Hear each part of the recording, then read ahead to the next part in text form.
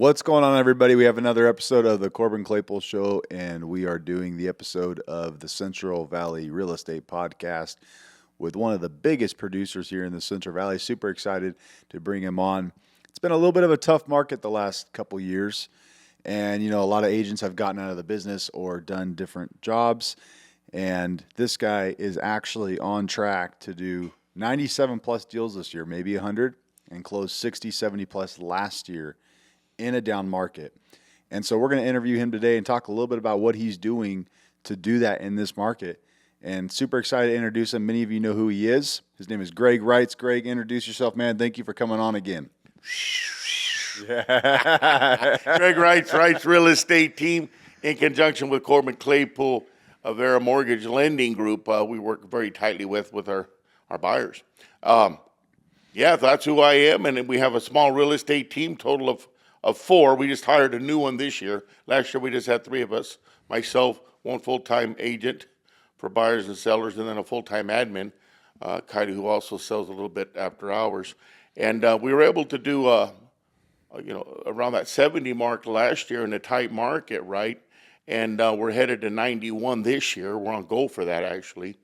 And with one more addition, brand new agent that we're mentoring and coaching, training. Mm-hmm. And there's different systems and that we use full-time real estate coaching. So we're part of the Fresno area group, Fresno, Madera, Clovis, and we serve from Tulare down to Merced, but we're based right out of Fresno River Park area.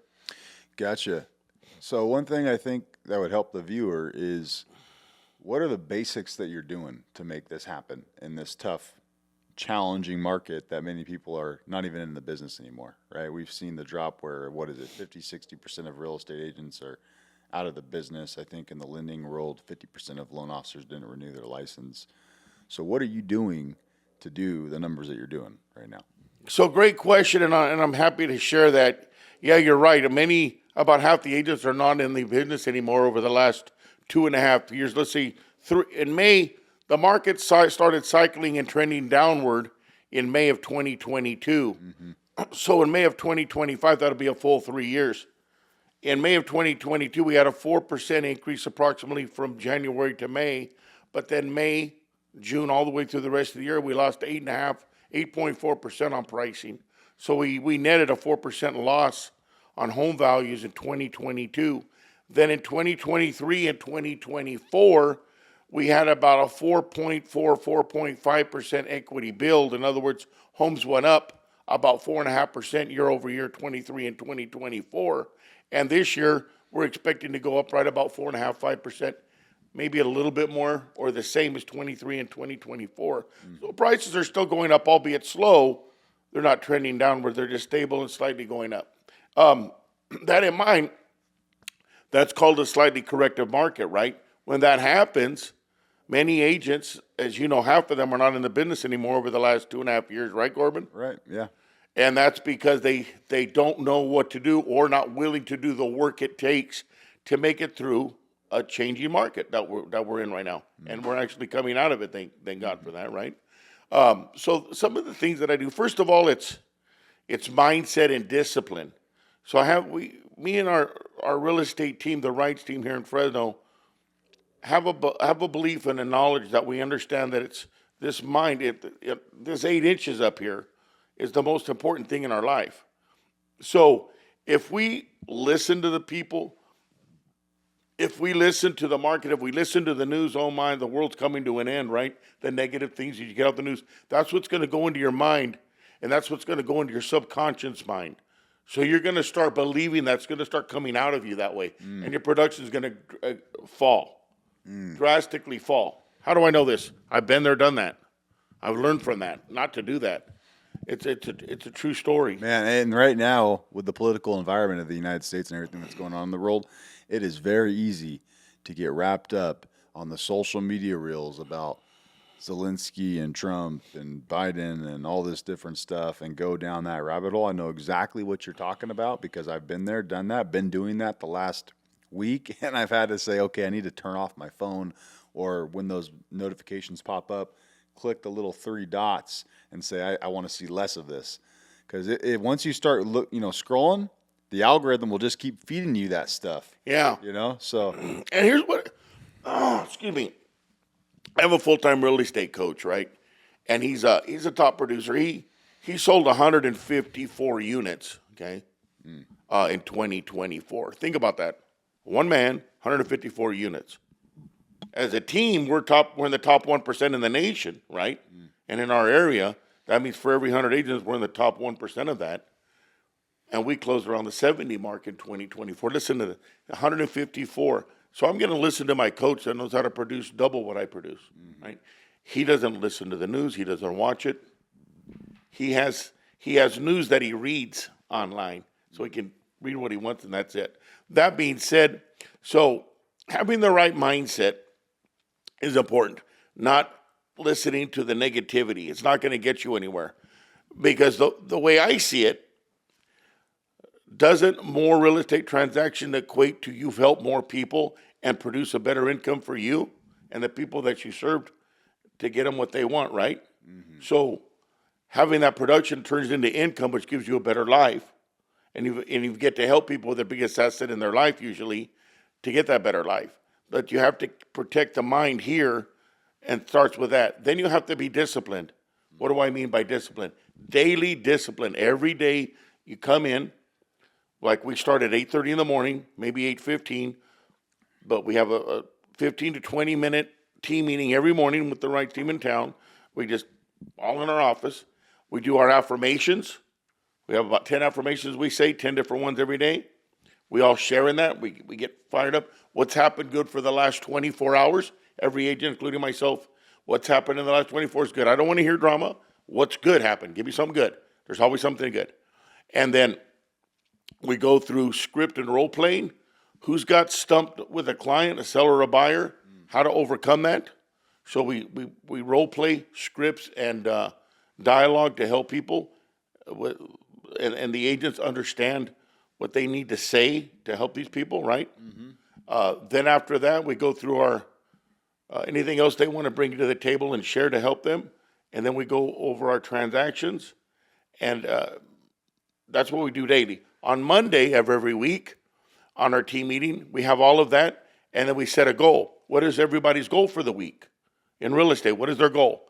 So mine's always 2 new transactions on the board a week and 1 new listing. 2 new transactions, buyer, seller, and 1 listing. That's my goal every week. My agents, they can't pick 0. If you want to pick 0, you can't be on my real estate team. Can't be it.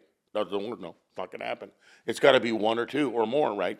So they always go 1 or 2. And they usually hit their mark, right? That means new transactions, buyer, seller, and escrow, right?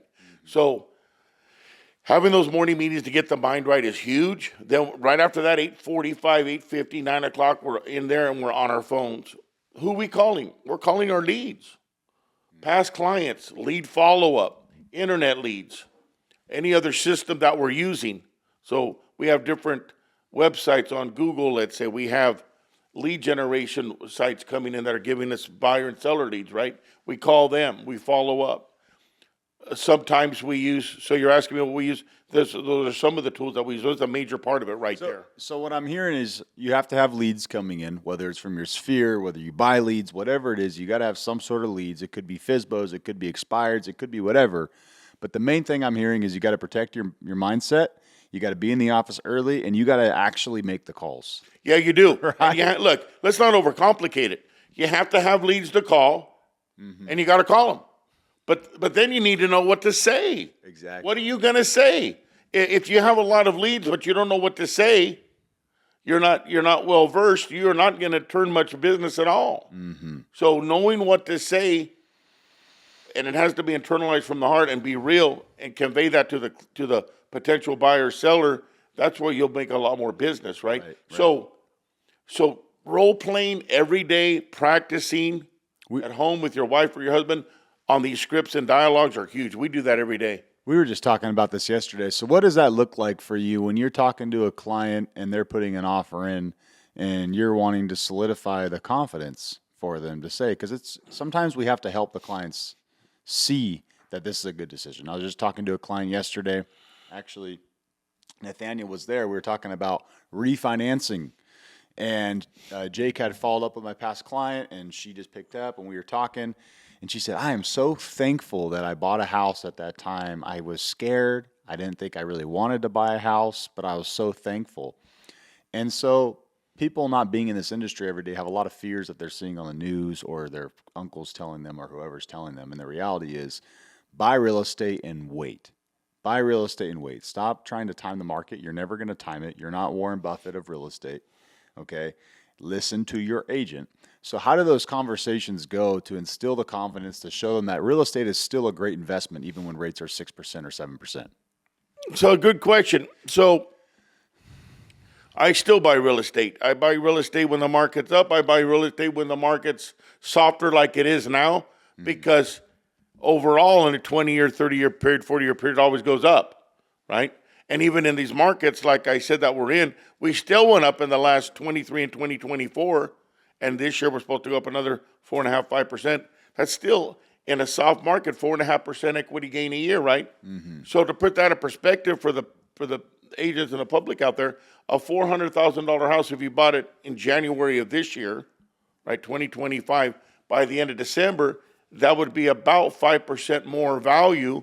So 5% of 400,000 in 1 year is $20,000, right? So the house now $420,000. So let's say if a buyer waits to buy and says, well, I'm going to wait for the rates to go down a little bit. True story. A lot of people are doing that right now. Mm-hmm. Well, some are, not a lot.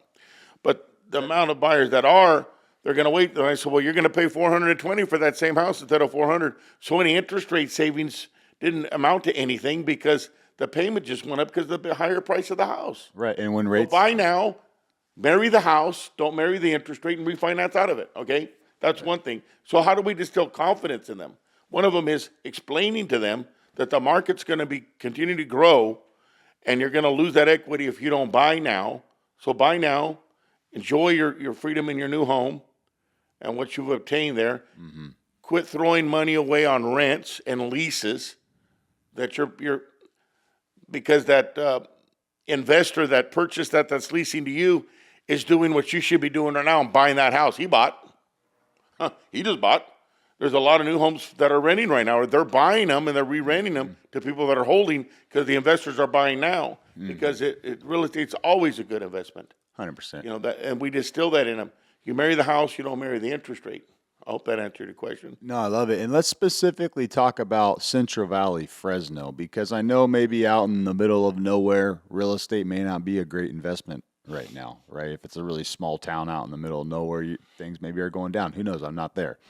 But in the Central Valley especially, where people are moving in from the Bay Area, they're moving in from LA, it's raising home values here. And we're seeing people come in with cash offers as well. You know, and I have a lot of clients. It's surprising to me. Matter of fact, underwriting has now become more lenient. Underwriting used to not be pumped about the fact that somebody was living in San Jose and working in Fresno. They said, that's too long of a commute. But then all of a sudden, people started doing it. And now they're starting to understand people are actually willing to make that commute to have some sort of, life that they can afford versus living in San Jose or Sacramento or San Francisco where the prices are $1 million for a little tiny home. And so we're actually starting to see underwriting guidelines get even a little bit more, loose with that kind of stuff. So Central Valley especially, I feel like, is going to be impacted by, rates coming down. The values are going to shoot back up again. We've already been appreciating at a 4 to 5% rate. So what happens when rates go to 5%? I think appreciation is going to go back to 7 or 8%. But you're the expert on that. What do you think, Greg? Well, I think we're both experts on that. And the economists with our company, EXP Realty of California and International, they're our economists. And if you watch other ones on TV that are high-minded professional economists, and that's all they do, just like we believe that the rates are gonna slowly go down, right? Mm-hmm. And as that happens, so let's say we're at 6.25 today, 6.25%. I'm guesstimating that's where I'm at. I haven't checked your rates today, but let's say we're there. And then let's say in a year and a half they go down to 5%, which I feel they're going to be in that 5 to 5.5 range in 18 months or less. That being said, we know that when that happens, as rates start to reduce and go lower, we have plenty of buyers right now buying. Some of them are still on the fence, though. Maybe a third of them, I don't know exactly, but there's a portion of the buyers that are waiting for the rates to drop. So as the rates go down little by little, and as they get around that 5.25% rate, what's going to happen is the buyers that are the pent up demand, the buyers that are waiting are going to flood into the market. Well, remember, the real estate's still going to go up this year in price, okay? So as it continues to slowly go up, right, where buyers can still get a better deal right now and negotiate, the negotiating power will be gone. There will be multiple offers on properties. The negotiating power will dissipate for the buyer, and they'll have to pay what the demand and the price is at that time. So the demand goes up, prices go up, negotiating power goes down for the buyer. Does that make sense? Right now, we're getting buyers that are getting all the closing costs paid. In the resale market, there's plenty to choose from. You have inventory. When the rates drop, you'll have less inventory to choose from also. So, and you're starting to see too, sometimes I feel like sellers are not really understanding where the market's at or where they're at. And maybe the listing agents need to educate the sellers a little bit better because they're getting good offers. And maybe their home's on the market for 60 days and somebody comes even at full price or below asking a little bit. Maybe they come at 20,000 below or something. And then all of a sudden the listing agent's now countering out the buyer's agent's commission. And you're just going, what's going on here? Your home's been listed for 60 days. It's time to make a deal happen if you want to sell this home. You know, the longer that puppy sits, the less likely you're going to get a full price offer. And so we're seeing a lot of that right now too, where, sellers, I don't think have come to terms yet where the market's actually at, and it's going to be the agent's job to educate them and let them know, hey, we got to take this offer. It's a good offer. Right. So we just had one here as we speak. We put it in escrow late yesterday. Kylie put it in escrow, our admin and agent on our team. By the way, she's awesome. We put one in escrow yesterday. I had a buyer by Woodward Park in Fresno, and they wanted $430,000. We made an offer lower at $400,000. Home needed work. The value is worth about $440,000, $450,000. So the seller had the right price on the house at $430,000. But I have an investor, and he goes, well, he's trying to get a better opportunity. So as long as it isn't a ridiculous offer, it had within $30,000, it's not ridiculous. Let's put it in. So we put it in, and I knew we were going to get a counter offer. We got a counter offer at full price, and then that agent didn't want to pay me a commission. And I said, well, if you want to sell, you're going to have to pay me a commission. I'm not going to have my buyer pay it. By the way, I never have my buyers pay me a commission. There you go. So we don't do that. We believe the seller should pay the commission just like it's always been, because that's how they sell houses faster and get more money. So the sellers actually net more money. Everybody's happier, right? That's a side story, but we put the deal together, and then we get a solar contract from the seller that we have to agree to, and it's $72,000. We're not doing that. Yeah. $72,000 for a home solar system? I don't think so. So we had to cancel, right? That's a huge solar system. We had to cancel. Buyer wanted to cancel. I told my buyer to cancel. We canceled. Then me and the other agent kept troubleshooting it. Wait a minute. So we actually getting the solar company to take that, let the seller know on paper, on a contract, that he could take that solar system off and take it to his new house. And now the solar is not going to be connected to the house anymore. So my buyer went back into contract on that house.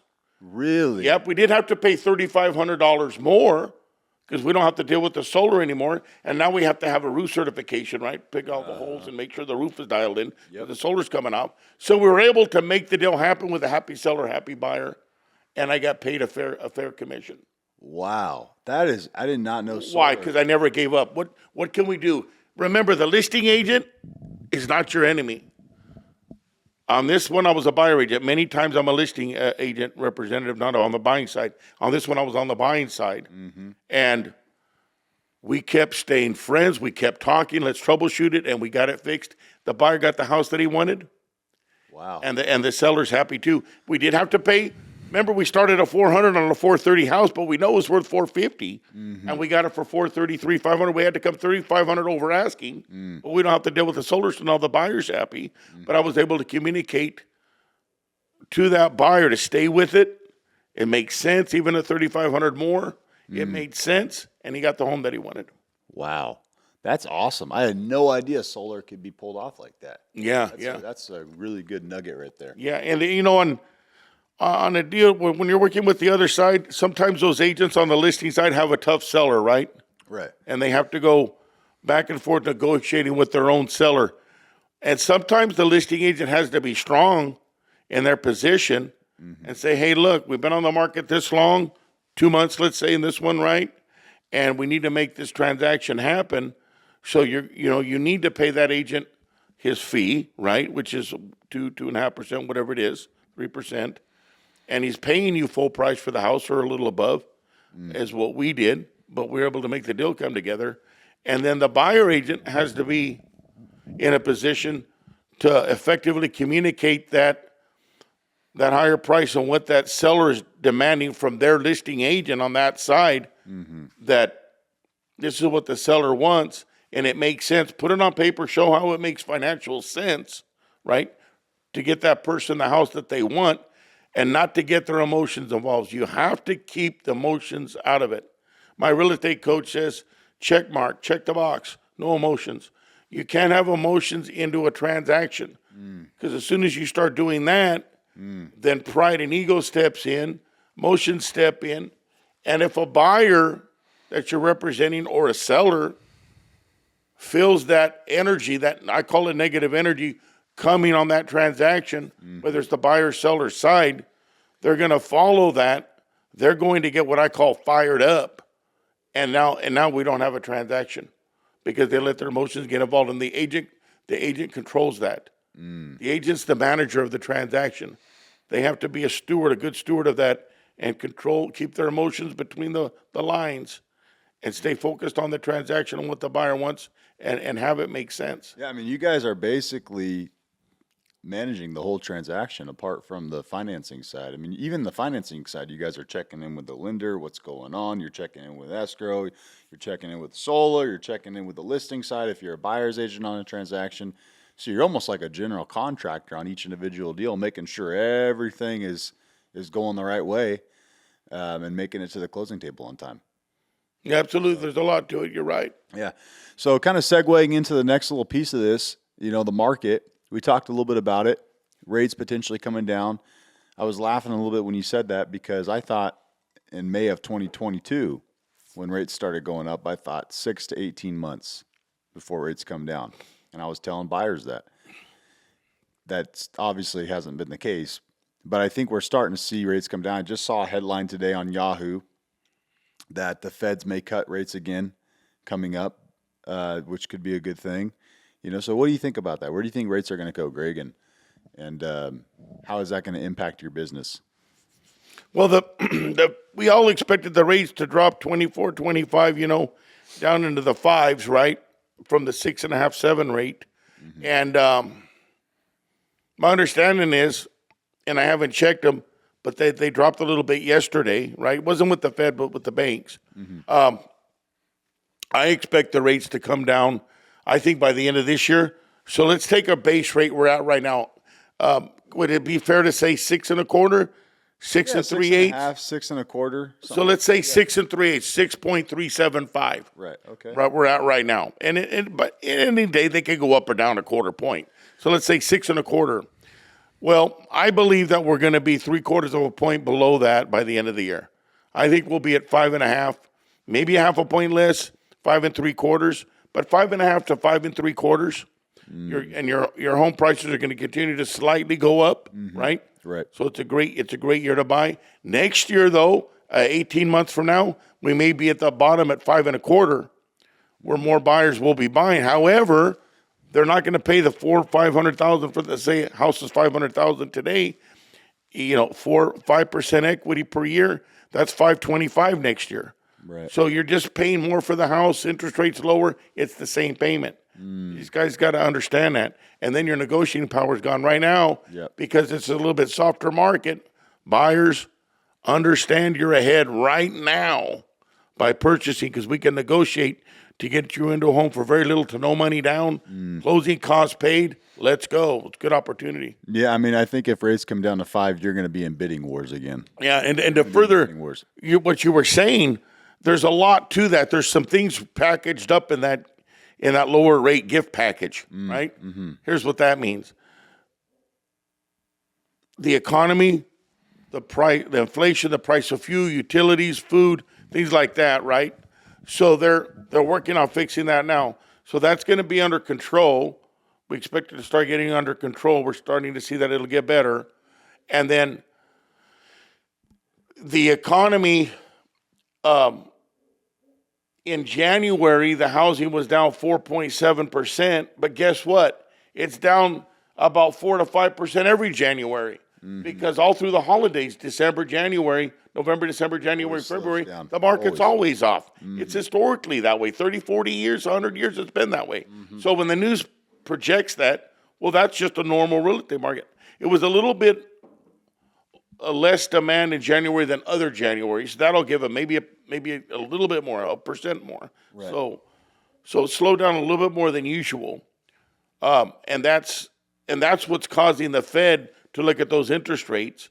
The Fed is the one, right, Corbin, that dictates the interest rate as far as what they're going to lend, what they're charging the banks to lend their money out, right? So the Fed needs to cut that basis rate so that the banks can drop their rate to the consumer. Right. And they said, we don't think we're going to drop them this year after they said they would. But now with the economical statistics that they're looking at, it's not great. So now they're talking about dropping the rates again. They're a little bit worried about how these tariffs are going to affect because now we're in a little bit of tariff wars with Canada and things of that nature. And I don't know I would be lying if I said I understood it on a deep level. It's something I need to research more. But yeah, I mean, that's why they came out and said that they're going to lower rates now because they're a little bit concerned of how the tariffs are going to affect the economy and where things are going to go from that, so. The housing market's a large part, 35, 40% of the economy. Right. It's a big part of it. And we're usually the last man standing, and we're still standing, and we will continue to stand and be strong. However, a little help with lower interest rates would help the sellers and buyers sell more property. People obtain the American dream, home ownership, and the rates will start to slowly come down, I believe, because of all these factors in play. Yeah, and regardless, we've talked about this, buy when the time is right for you. Don't worry about what your friends are doing, what your family's doing.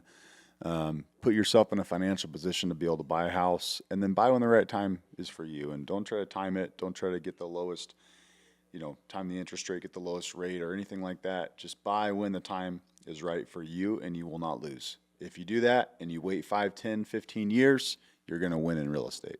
So, Greg, do you have anything that you want to leave them with? I think we went over everything. You buy when it's right.